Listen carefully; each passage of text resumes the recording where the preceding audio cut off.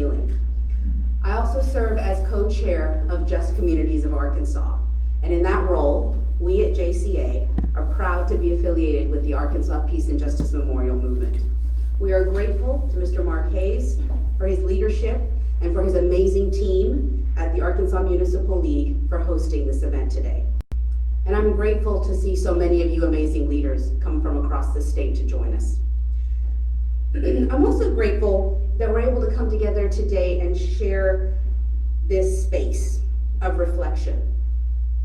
And you're going to hear from some inspiring leaders today who will punctuate why observing and building on today is more important than ever.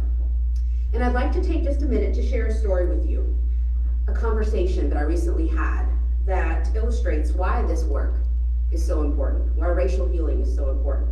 So I'm a primary care doctor here in Little Rock, and having the opportunity to take care of people of all different backgrounds is a privilege that I don't take lightly. It's given me a lens into the personal, social, financial, economic, historical challenges of people's lives in a very intimate way, in a way that I would never have otherwise. And so, these days I spend a great deal of time counseling patients on wearing masks and are you going to get the COVID vaccine and counseling them and teaching them about that. And so recently, a couple of weeks ago, after the vaccine came out and was offered in Arkansas, I had the conversation with a patient of mine, and it's a conversation I haven't been able to shake. It's kind of stuck with me. Those kind of stories that stick with you as you're getting ready to go to sleep and you just can't sleep at night because there's like 15 things in your head. And so she's a lovely 65-year-old lady, and I was talking to her, and ma'am, I hope you're gonna get the vaccine or thinking about getting it, and I was getting ready to start my spiel, right? And before I can continue, she responds, no ma'am. Do you know the history of this country and Black people? And here's what she said that really stuck with me. She said, they don't want us. They've never cared about us. She said, you're not old enough to know, but I remember Tuskegee, and I'm not getting that vaccine. And so I was taken aback, right? It sort of took my breath away and made me pause. And so of course she was referring to the Tuskegee experiment that started in 1932 when the National Public Health Service collaborated with Tuskegee University, a historically Black college in Alabama, to learn about the complications of syphilis. The National Public Health Service enrolled a total of 600 poor Black sharecroppers from Macon County and told them that they would give free medical care in return for participation in this study. 400 of them had latent syphilis. The problem? The government never informed them that they had syphilis, never treated them with penicillin despite the fact that it had become the treatment of choice. And as a result, 128 of those participants died. 40 of their wives contracted the disease, and 19 children were born with congenital syphilis. The granddaughter of one of those subjects, one of those victims, is a medical student in the state. My patient's reprimand of my chosen career and the history of this country kind of brought that history right square in my face, right? And as I thought about it, I was born 1 year prior to the closing of that study in 1972. And actually the hospital in which I was born was only 21 miles away from Tuskegee. So I shared that space in a way. The field of medicine has learned a lot from the experimentation of Black bodies, and I have benefited from that knowledge. So the history of racism is sort of my history too. I can't separate myself from that. My patient, this lady, very sweet, very dignified lady, kept using the word they. And I don't think she was referring to a group of racist people. I think she was referring to the racism inherent in the system in which we operate. It's that silent racism. No insults are spoken, no bad words, no hate is spewed. They is the systems and structures that have disadvantaged our Black citizens up until today. And the fact that our Black brothers and sisters are dying at higher rates of COVID in the hospital that I work and in this country is a consequence of systemic racism. As a doctor, I have felt the power of when we share words and take actions that heal. I've felt that power. The power to heal, though, is not just the work of us in healthcare. We all have that power. So on May 16, 1997, then President Bill Clinton formally apologized on behalf of the United States to the victim of that study, calling it shameful and racist. His quote was, "What was done cannot be undone, but we can end the silence." And so he said, "We can stop turning our heads away. We can look you in the eye and finally say on behalf of the American people, what the United States government did was shameful, and I'm sorry." Acknowledgements don't close those dark chapters, but they do start the healing. And they open the door to further difficult conversations and further progress. As someone who has learned from listening to the stories of others, I invite you all to join us today in honoring these stories, to reflect on this National Day of Healing, to reflect about what structural racism means, what it looks like, how it manifests, and what we together can do to dismantle it. And in that spirit of reflection, I would like next to invite Ms. Clarice Abdul-Bey, the brilliant mind and co-convener of the Arkansas Peace and Justice Memorial Movement. Thank you.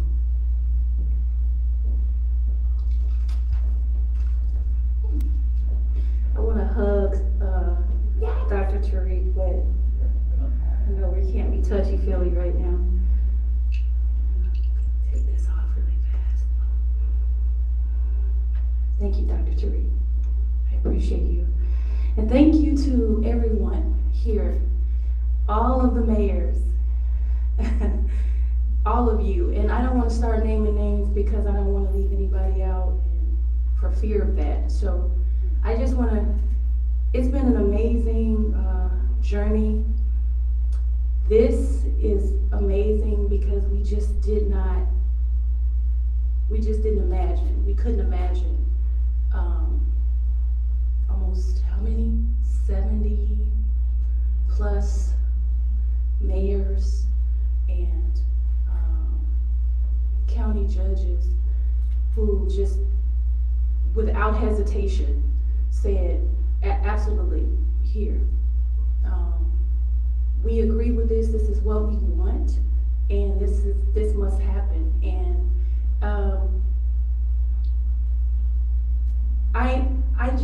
I'm almost speechless. I want to just really thank you all for being here. Preston, my family, Dreama, Lauren, and Kwame. Yes. And just everyone who has partnered. There's so many partners. Again, we're standing here in the Arkansas Municipal League, so I can't not say thank you so much, Whitney, for just being amazing and really just saying, hey, we gotta do this, and just pretty much not letting us go without partnering and trying to make this happen. And so she and her team have really been a driving force and really has really helped us out. UCA has also been that for us and many others. Dr. Tariq mentioned self-reflection, and I just want us in this space, in this moment, to do some self-reflection.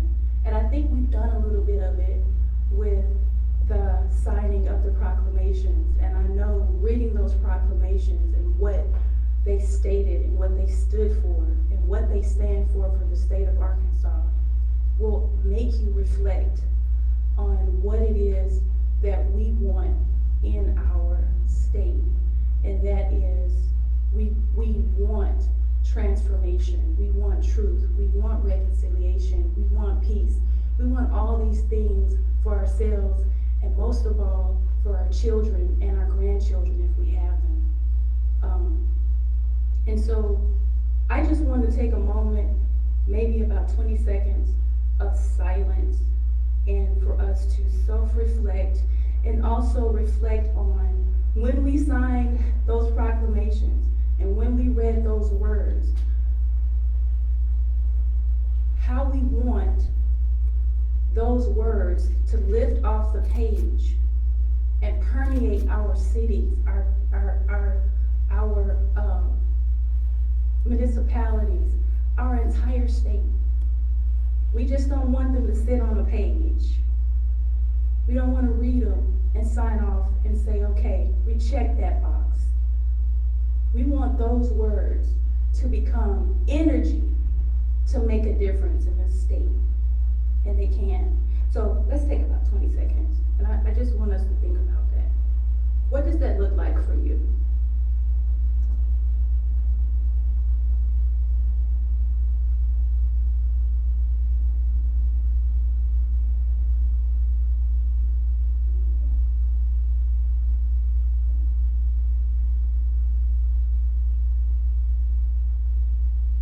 Thank you. I believe it's my duty to say who is next. Let's see. Would you like it? Thank you very much.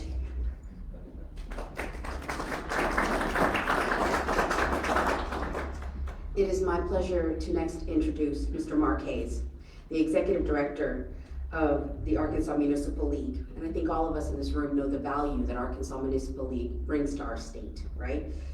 This organization provides resources for all 500 plus cities and towns in this wonderful state. And it doesn't just provide resources, right?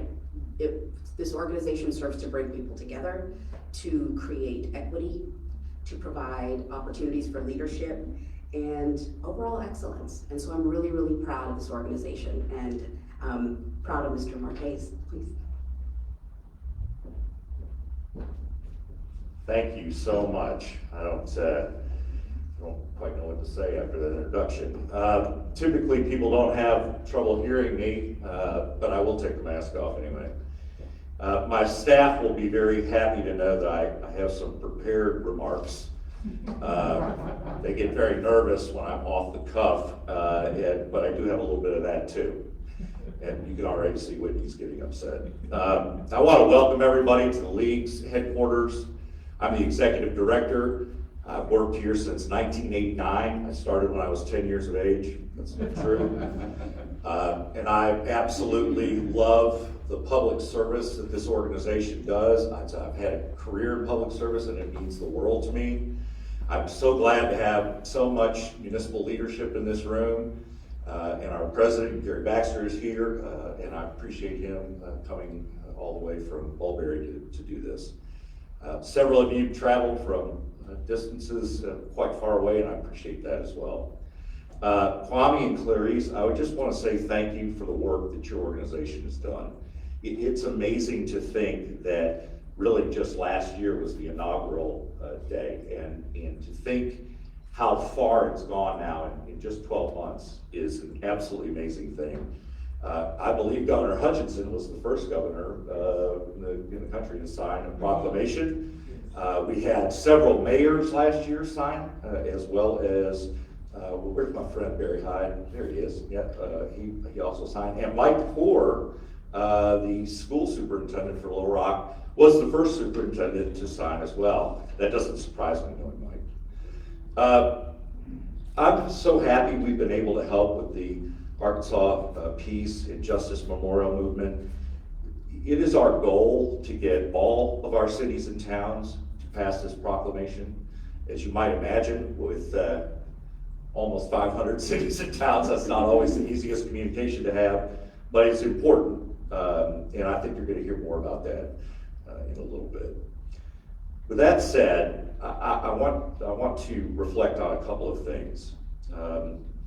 Imagine if Dr. King were alive and was able to, or at least alive until his natural death, and was able to work for decades with John Lewis and many other civil rights leaders. Imagine that for just a minute. Think about what that would look like. I think it would, and it gives me some hope to envision the work and the legacy that's been left. I'm reminded of a couple of things. A couple of things John Lewis said and a couple of things that Dr. King said. I'm also reminded of a lyric from a song by John Lennon. And you can imagine what it is because it's imaginary. Imagine no possessions, I wonder if you can. No need for greed or hunger, a brotherhood of man. Imagine all the people sharing all the world. You may say I'm a dreamer, but I'm not the only one. I hope someday you'll join us and the world will live as one. It's an incredible song, and it reflects, I think, the time and the era in which it was written, and I think it continues to lead us today. Dr. King said, "No individual can live alone. No nation can live alone. And anyone who feels that he can live alone is sleeping through a revolution. The world in which we live is geographically one. Never more so than today, given our communications. The challenge that we face today is to make it one in terms of brotherhood." John Lewis echoed these sentiments, and he said, "Nothing can stop the power of a committed and determined people to make a difference in our society. Why? Because human beings are the most dynamic link to the divine on this planet." He also said, fairly recently before his death, "When you see something that is not right, not fair, not just, you have to speak up. You have to say something. You have to do something." It is not lost on me that we sit here today sandwiched between several historic events. We saw a horrendous attack on the People's House on January the 6th, a divisiveness, an angriness, and an ugliness that I hope I never have to witness again in my life. It was terrible. Yesterday, with a vision of peace and service, we honored Dr. King. I hope we continue that spirit today and every day. And tomorrow, we inaugurate a new president and a new vice president. A historic inaugural event. I think it is a door which we all need to go through. I see it as an opportunity now to recognize and to gain that brotherhood that has been talked about by so many leaders. So, on this day of healing, we start now. Right now, we begin to heal, and we think about the ugliness of the past and the brightness of the future. And with that, I will turn the podium over to whomever I'm turning the podium over to.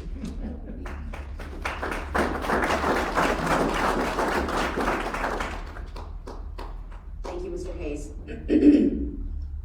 I would like next to invite Pastor Preston Clegg to provide us a statement of purpose. Mr. Hayes, you said something about humans being the link between the earth and the divine.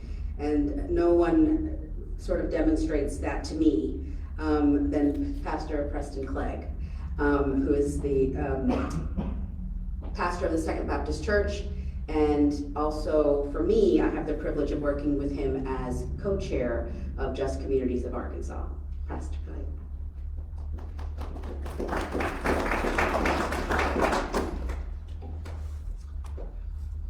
Good morning. I'm honored to be with you. When I was a junior in college, I was playing intramural flag football and tore my ACL, thus ending my NFL aspirations. As if playing intramural flag football as a junior in college wasn't reason enough. I laid on the ground writhing in pain. It was ugly. Everyone heard the pop. I remember thinking, someone just amputate now, just right here. It was awful. I had surgery on a Thursday. I rested all weekend, barely moving my leg, which seemed like a good idea at the time. And I went to therapy the following Monday, determined to get better. My therapist was a hard woman named Holga. I don't remember her name really, but I just remember her as Holga. The rumor had it that she was of the lineage and the line of Attila the Hun, and I could spot his the remnants of his DNA in her. She had me lie on my back, place my foot on the wall, and she said, "Bend it as far as you can." And I did until it began to bend and creak. I groaned, and then she put her hand on my ankle and pushed it another 10 to 15 degrees. And I came unglued. She had me attempt a one-legged squat with my injured knee. She put pressure on my shoulders as I bent down, and I became increasingly Pentecostal, speaking in tongues. She made me ride a bike, and I began saying words that Christian ministers don't usually say. And I confessed to God that I was sorry about that, but God said to me, "Don't worry about it. I'm watching what she's doing to you, and I'm saying the same words." Finally, I looked up at her and I said, "Would you ease up a little bit?" And she looked me in my eyes and said, "Do you want to get better or don't you?" I only bring this up today to say to you that injuries hurt, but sometimes healing hurts too. This is the National Day of Racial Healing. And we need healing because of great injury, great human injury. For 400 years, white supremacy has shaped everything that it has touched in this country. It has shaped laws, even the highest of laws, which say things like, "We hold these truths to be self-evident, that all men are created equal." And we're left to square the fact that some of the men who wrote those very words owned slaves. White supremacy shaped education, with schools being separate and unequal.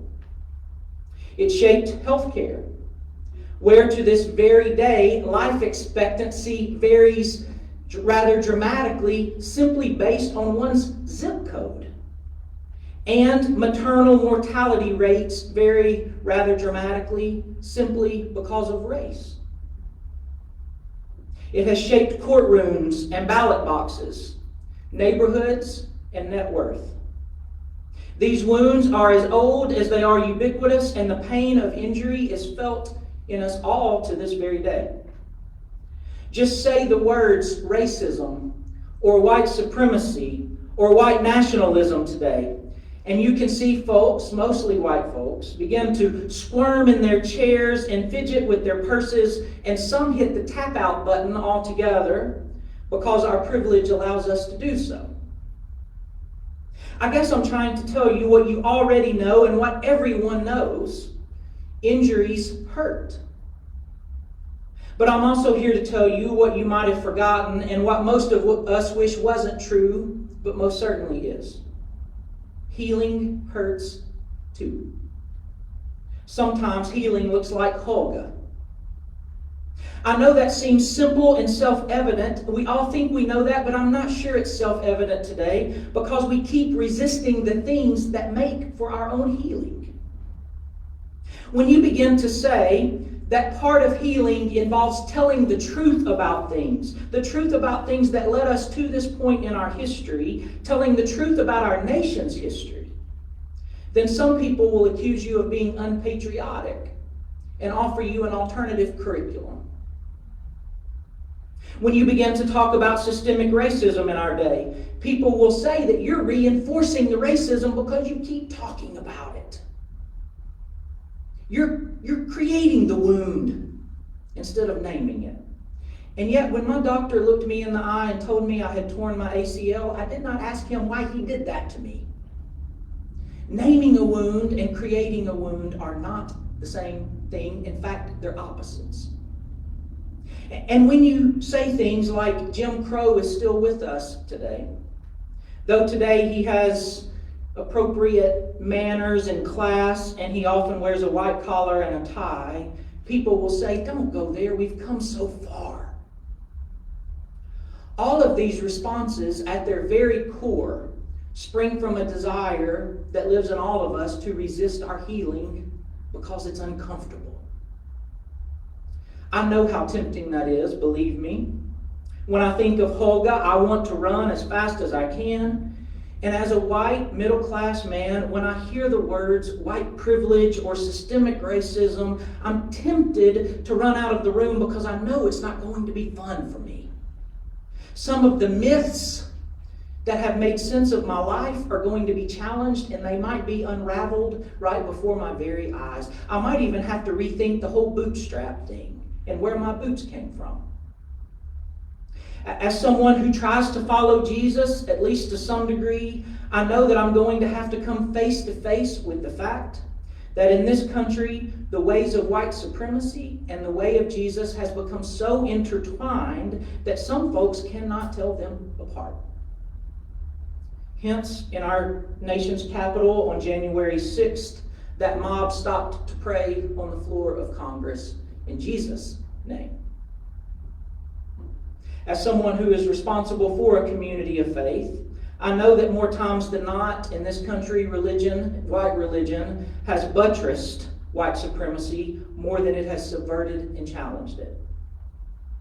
We have danced with demons for so long that we've lost the ability to distinguish between the demons and the angels altogether. Believe me, when these conversations begin, I am tempted to run out the door as fast as I can, to run from the hard work of healing, and I bet you are too. But here's the truth that I have learned the hard way, y'all. We will never run away from these conversations about healing. At best, we will limp away from them. We will limp away and just decide that we're going to live with the injury. And I keep hearing Holga say to us all, do you want to get better? Or don't you? Because we've resisted the pain of healing in our country, we've simply agreed to live with the injury. But ever so often, that wound is touched in some fresh way, and the nation convulses in agony, and we're reminded of wounds we have too long neglected. This is one of those moments, y'all. This is one of those days. And so let me applaud you wholeheartedly for being in this room today, howsoever you're in this room today. For agreeing to say yes to the hard work of healing, and I hope that our yes today will lead to 1 million more yeses on our part, because it will take 1 million yeses. Because we for 400 years said 1 million no's. It'll take us all, city leaders, civic leaders. We need school teachers and loan officers. We need pastors and judges. We need parents and law enforcement officers. We need historians and public defenders who will say yes and yes and yes again to the hard work of healing. I wish I could offer us all today a pain-free path ahead. But I can't because it doesn't exist. That path is a lie. Whatever path we choose today, it will hurt. And so I offer us all, you and me alike today, a choice between two paths, both of which carry some pain and suffering. One is the pain of injury. And it hurts and hurts and hurts and hurts all the way to death. But the other is the pain of healing. And it hurts and hurts and hurts and hurts all the way to birth. That's my path. I hope that will be your path too, and our path together. May it be so.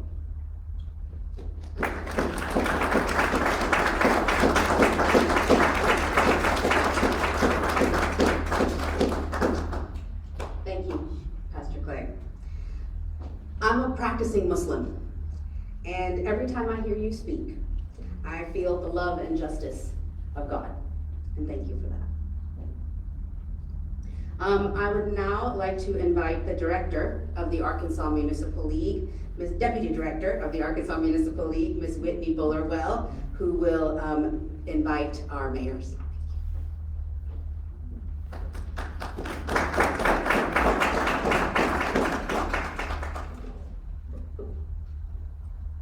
Thank you, Dr. Tarek, very much. And thank you to Clarice and Kwame for all of your hard work leading up, and you too, Lauren and Dreama, for your hard work leading up to today's press conference for you all.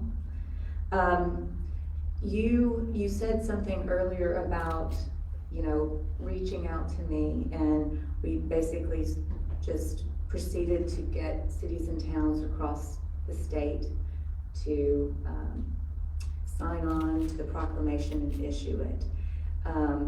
But I have to tell you, when we met, there was such a kindred spirit that I felt with you two. And I immediately called this gentleman, our executive director, and I shared with him what we discussed. And so, yes, I reached out to the cities and towns, but had it not been for a supportive executive director who supports us and empowers us, it could have been a very different outcome. So thank you, Mark.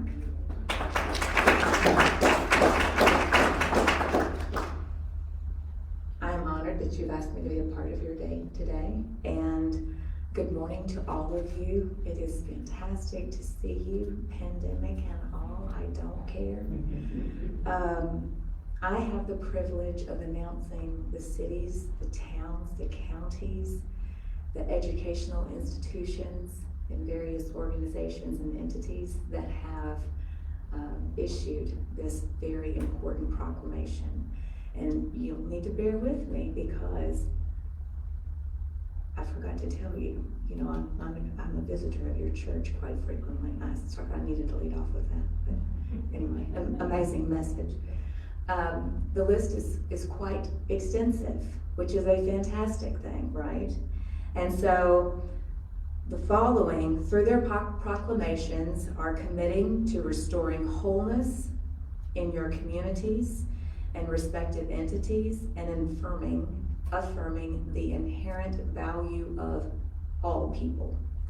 And those are, get to that. The city of Alma, Mayor Jerry Martin. Altimer, Mayor Zola Hudson. Altus, Mayor Veronica Post. Arkadelphia, City Manager Gary Brinkley. The Arkansas Municipal League Executive Director Mark Hayes. Augusta, Mayor Jeff Collins. Austin, Mayor Chamberlain.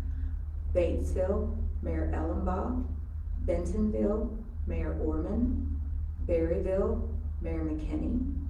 Blytheville, Mayor James Sanders. Brookland, Mayor Kenneth Jones. Bryant, Mayor Alan Scott.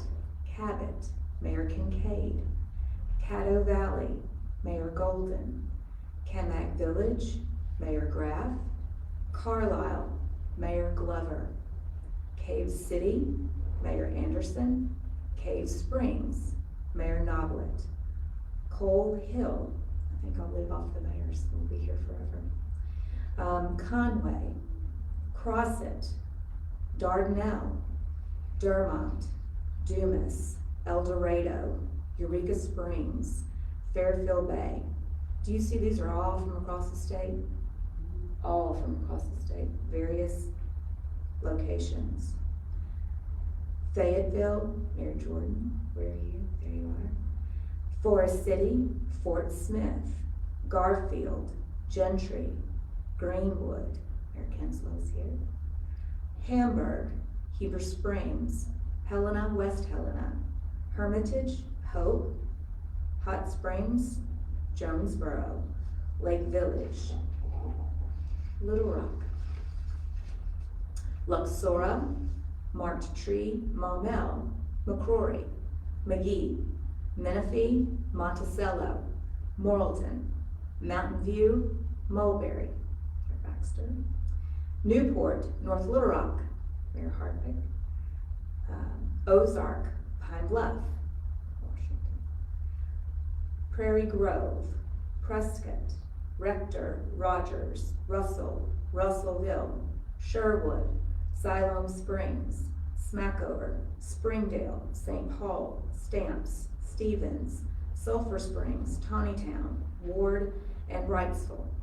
Those are 75 of our cities and towns across the state. And I look forward to next year doubling, tripling, quadrupling that. In addition to our cities and towns, we have incredible educational institutions that have also issued this proclamation. Those being the University of Arkansas at Fayetteville, UCA, University of Central Arkansas, ASU, Mid-South, the UA Clinton School of Public Service, and the University of Arkansas at Little Rock.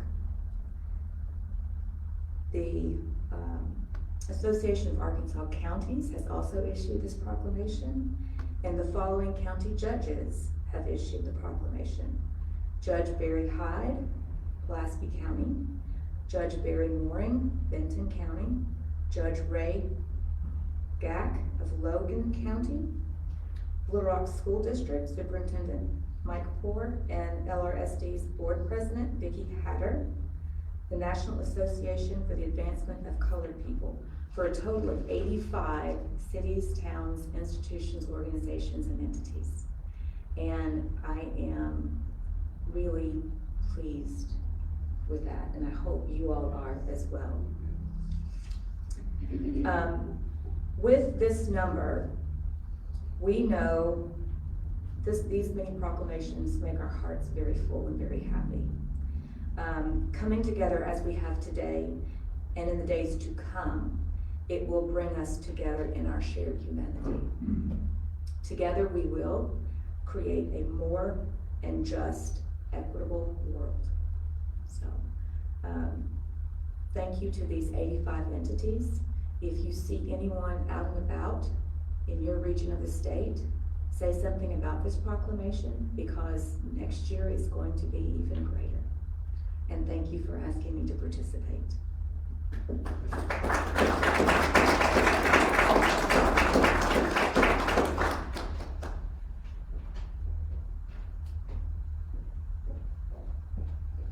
Thank you so much, Whitney, for that.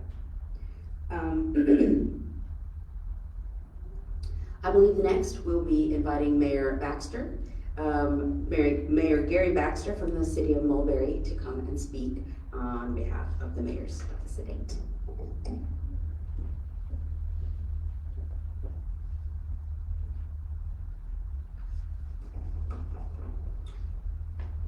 Thank you. I'm honored to be here this morning with my friends and these distinguished public servants. The Honorable Lioneld Jordan, the Mayor of the City of Fayetteville. The Honorable James Sanders, Mayor of the City of Blytheville. The Honorable Frank Scott, Mayor of the City of Little Rock. The Honorable Terry Hartwick, Mayor of the City of North Little Rock. The Honorable Harry Brown, Mayor of the City of Stevens. The Honorable Doug Kinslow, Mayor of the City of Greenwood. The Honorable Shirley Washington, Mayor of the City of Pine Bluff. The Honorable Barry Hyde, Pulaski County Judge.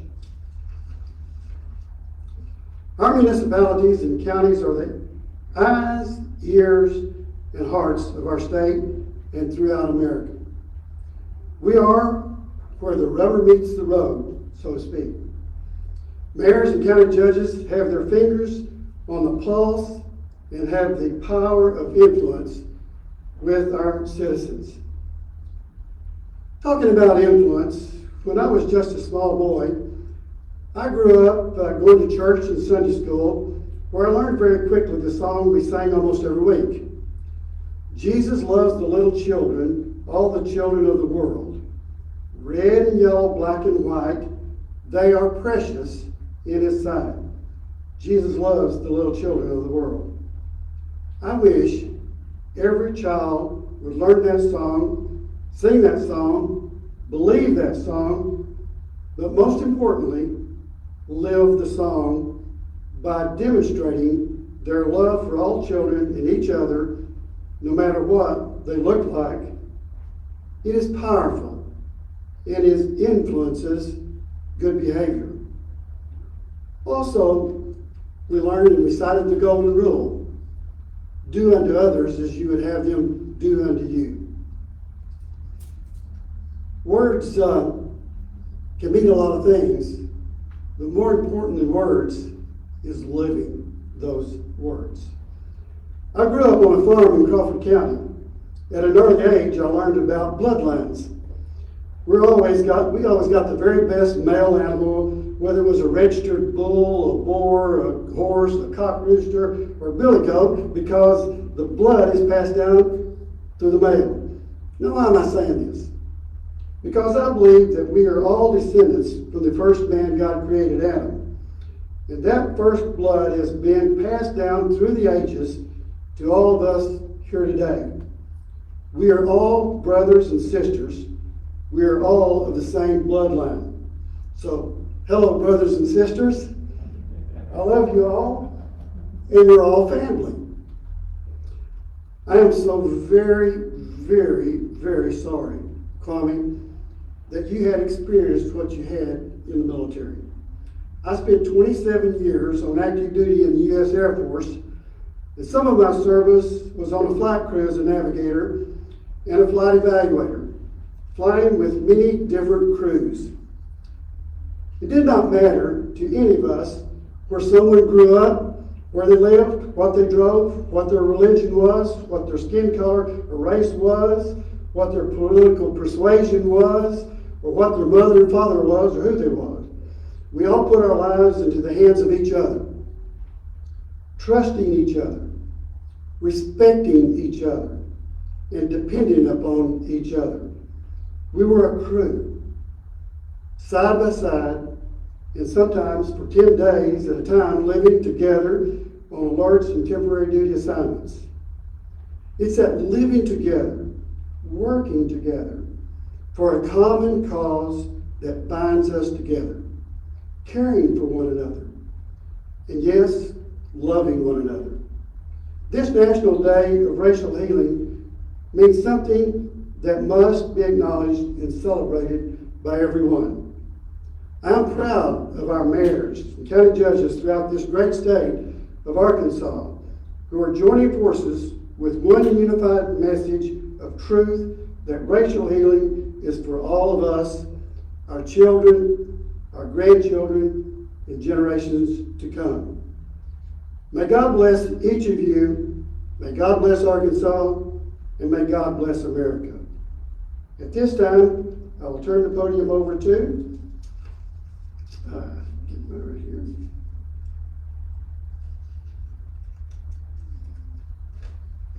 I think it is Lionel.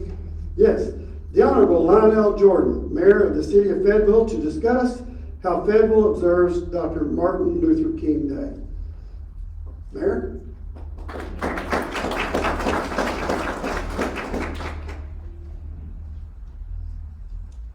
Good morning, everyone. Good morning, everyone. Good morning. What a wonderful day. It is an honor and a privilege for me to be here. Thank you, Mayor Baxter. I am honored to be here for the National Day of Racial Healing. Thank you all. And thank you to the Arkansas Municipal League and the Arkansas Peace and Justice Movement for bringing us together in this great event. Let's give everybody a big round of applause here. I got to tell you, I've always been touched by the work of Dr. King. I love that so many of us are continuing to celebrate his life through our recommitment to his words and actions that inspired and continue to inspire us today. In a time where a world needs healing. In Fayetteville, we believe in a partnership-based government. And my folks have heard me say this before. I will say it again today. Everybody's a partner in our city, no matter what the color of your skin or your religious belief or what country you come from or who you love. You're all part of our city and you're a partner with us. That means that we work together with our partners and move our city ever forward. For Martin Luther King Day events in Fayetteville, we are working with the Northwest Arkansas Dr. Martin Luther King Council the University of Arkansas, and many other organizations and corporations in our area. For 25 years, these groups have helped Fayetteville celebrate Martin Luther King Day by organizing community-centered events. The events include food drives and community service projects, a Martin Luther King memorial service, a MLK Dream Keepers youth breakfast and youth engagement program, a freedom march, a vigil, and an annual recommitment banquet. All of these events were held virtually this year. We do look forward to getting back together in person next year stronger than ever before. As Dr. King said, we may have all come on different ships, but we're all in the same boat now, aren't we? You know, it's been a journey for me. Now I'm getting off my notes here. It's been a journey for me. I started an African American Advisory Committee probably 3 years ago. And the African Americans of my community wanted me to understand what it was to be an African American in my city. And we got together and we had some very serious, I want to call them very raw conversations that were not particularly easy for me to hear. But you know what? I suddenly realized we had 400 years of damage that we needed to repair. And things needed to be healed. Things needed to be fixed. And I suddenly realized if we don't do it, who will? And if we don't do it now, when will it ever be done? So I started on a journey. I also am on the Human Development Committee for the National League of Cities. In my city, I am proud to say that we passed an ordinance saying that racism is a public health crisis and needs to be addressed.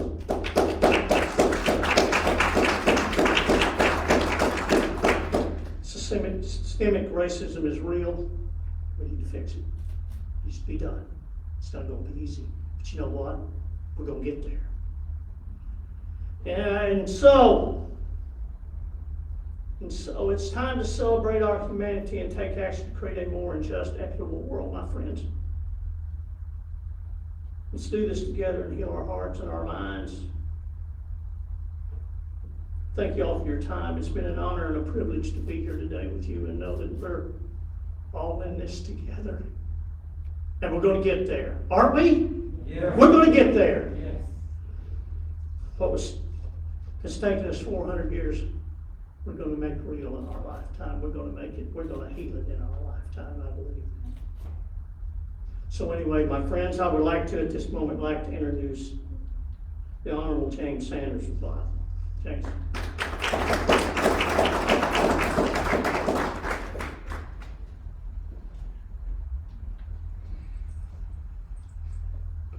You know, it's hard to follow my good friend.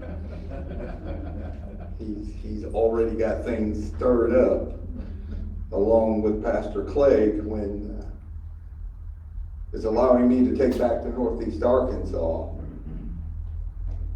the term, do you want to get better? And ladies and gentlemen, that's what we're here today for, is do we want to get better? And of course our answer is just by our mere presence of being here today is yes. That's why we take the time from our communities. That's why we dedicate our time and our lives to our communities, is first because we want to make things better. And of course, to bring all of this to forefront, the reason that I'm here, let me say again to our director, Mark Hayes, we want to thank you for all that you do, and our assistant director, Ms. Burwell, Mr. Gary Baxter, to Kwame and Clarice for allowing us to all come together today for this event, and to all of our mayors and our county judges that are here today. again, like I said before, we just thank you for being here.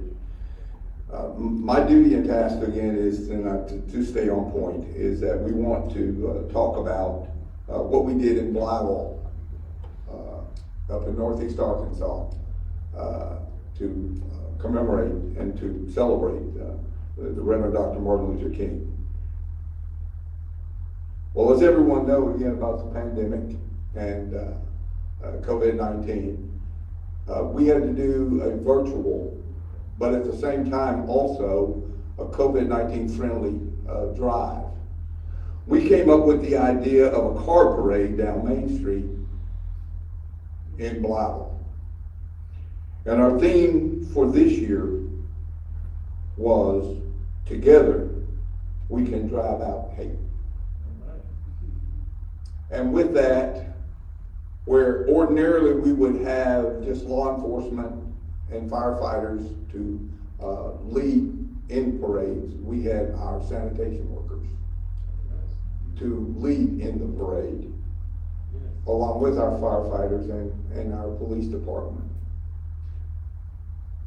My father once said that there's no big I's and there's no little U's. And that's what we have to always remember throughout our lives as we deal with people. We wanted to thank our county judges that were there in Mississippi County, our county judge, along with our legislative group, our state representatives, Representative Hodges, and those who attended the event, to also show unity in our community. We also wanted to understand that all of our community leaders, along with our city council members and other civic organizations that participated right there alongside of us during our campaign down Main Street. It was amazing to see, because of the pandemic, now everyone had to be in cars. So by the time I completed the parade, then I still had some time to sit and watch the parade. Because of the way that we discussed the fact that we were driving out hate in our community was so profound. And people really enjoyed doing that. Dr. King's vision and dreams and legacies live on, but it lives within us. And when people see the fact and see that we as a people, black, white, yellow, brown, Latino, can all come together and act as one to drive hate, to drive misunderstanding, to drive mistrust out of our communities. We signed, and later on that afternoon, we ended the event with the showing of the picture, the movie Selma. We have an outside theater that we created because of the pandemic. And it allowed people in our community to drive up and just all sit outside and again commune together, to come together and commune, and to be able to look at a movie together, along with not just individuals, but with their families. That's how we celebrated Dr. Martin Luther King Day, is by coming together, by bridging lines, by bridging gaps within our community, that people can see the richness of our community and the coming together of our community. But the key principle again here is to recognize that through our own proclamation that was done for the city of Blytheville, for the National Day of Racial Healing, and to present that to the people and let them understand that our willingness as a community to come together for that practice of racial healing, or bringing everyone else together. So again, I want to thank you for the opportunity for me to be here today, and just to share some small events that we did in our city of Blytheville. And may God bless you all, and may He keep you, is our prayer. And I'll turn it back over to our President.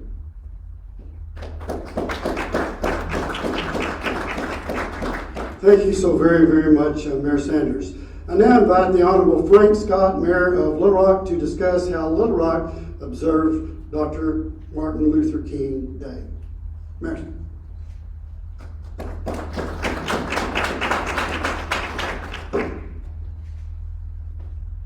Well, in Little Rock, it was a bit different this year. Normally, we wake up early to get lined up on 33rd Street.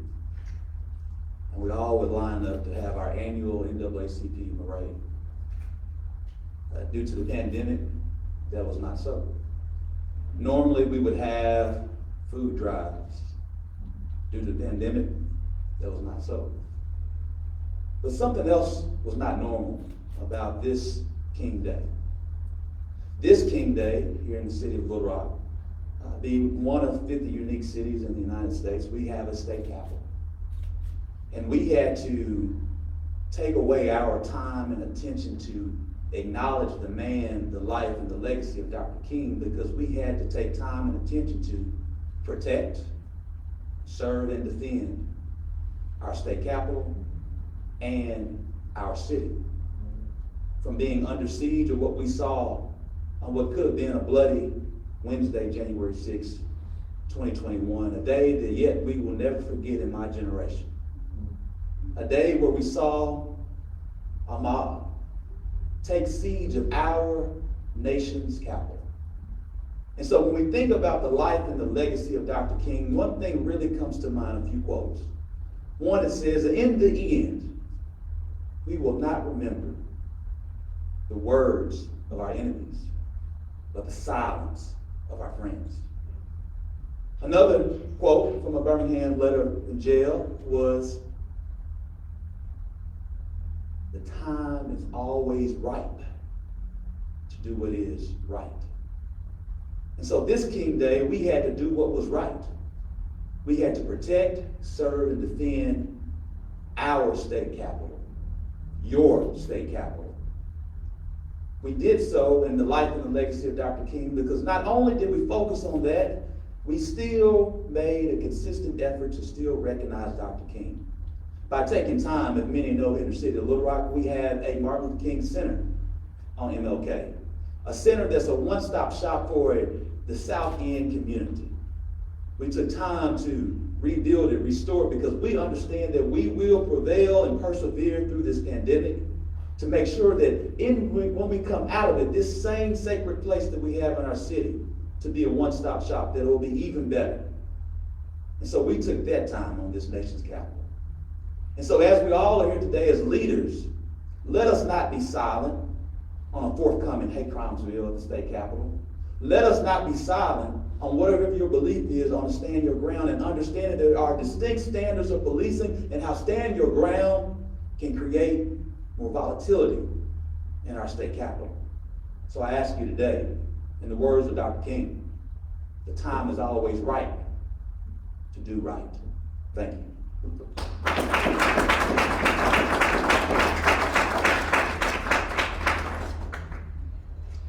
Thank you very much, Mayor Scott. At this time, I invite the Honorable Barry Hyde, Pulaski County Judge, to the podium for his remarks. Judge?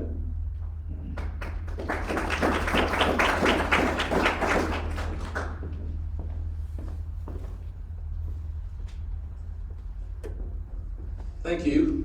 And the reason I'm here today is to stand in for the Arkansas Association of Counties Director, Chris Valines, who's actually, I think, giving testimony in the city county local committee meeting at the Capitol this morning, and I'm sure doing good work for all of us. I'm honored to be here today. I'm honored to be part of this event. I was honored last year when I was first approached to join the group setting proclamations. And I'm proud to be here today with two of my mayors, newly elected Mayor Hartwick, good friend, and also good friend, not all that new. 2 years is a lot of seasoning in a mayor's job. I'm sure that's not much different from from county judge's job. So, but thank y'all, and I'm honored to be here with you. And Mayor Washington, I have spoke to you a little bit, but I'm glad to get a chance that I can at least say hello after. We're so close, but we rarely cross paths. So let me speak for Chris Lyons, the Executive Director of the Arkansas Association of Counties. As he says, the Association of Arkansas Counties is honored to join the Arkansas Municipal League and Arkansas cities, towns, and counties in proclaiming today a National Day of Racial Healing. As current events unfold in our nation, there is no better time to call for people to come together in their common humanity and take collective action to create a more just and equitable world, especially for our children. I'm sure he regrets that he's not able to be here today, but again, I thank you for allowing me, and I hope that we'll all go forward with to have a good week and avoid the pandemic, and keep in mind what we've heard today. Especially, I appreciate your kind words, and Pastor, I'll remember your name in the future, and I just might find you on one of your pews on Sunday. Thank you all very much.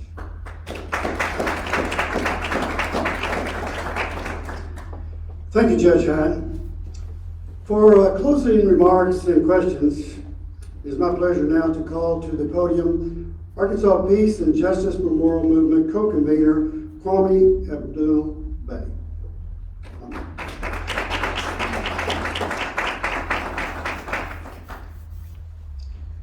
I think everything that I would have said has been said. Let me get him because he has to be seen. I just want to thank all of the mayors, all of the county judges, all of the organizations that have participated in this proclamation. 85 is an excellent number. It is. I couldn't have imagined this amount of people. I think Judge Hyde last year, he was the first executive on board and actually sent a couple of people from his office to help us, like you helped us this year. And I thank Mayor Jordan as being the first mayor this year. It was, when we put out the call, it was 48 hours and we have received a proclamation from you. So I just want to thank everybody. And also I do have to recognize Mayor Washington. I don't know if you know it, but my mom told me that we're cousins. Yes. So when I told my mom what we were doing, she said, well, you got two mayors that are your cousins, you better make sure that they do the proclamation, or we're gonna have to have a talk with them. I said, I have mayors that are my cousins. She says, yeah, the mayor of Pine Bluff and the mayor of Altomer are your cousins. So thank everyone for being here. As it's been stated, the words of those proclamations are only words if they stay on the paper. So we have to start the work, and it's a lot of work that needs to be done in all of the cities. And Arkansas Peace and Justice Memorial Movement, we are here to work with all of the mayors, all of the county judges to realize what we're doing here today. And we're actually working with, we're actually working with Senator Elliott to create legislation to actually make the National Day of Racial Healing a statewide observance that is actually in the law. So there's a lot of things that we call this as a beginning. And again, thank you. And all I want to do is say, when you leave here, let's begin the work. And let's begin working together, and let's begin the conversations, and let's begin talking to each other, because we're not here for ourselves. We're here for our children, our grandchildren, and all of the generations. Both Clarice and I are of Aboriginal ancestry, and Lauren. So we always talk about the 7 generations. What are you doing today, and how will it affect the next 7 generations?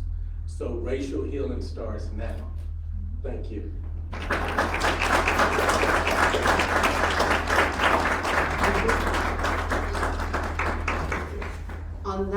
On that beautiful note, thank you, everybody, all honorable mayors, for joining us, for traveling the distances that you traveled.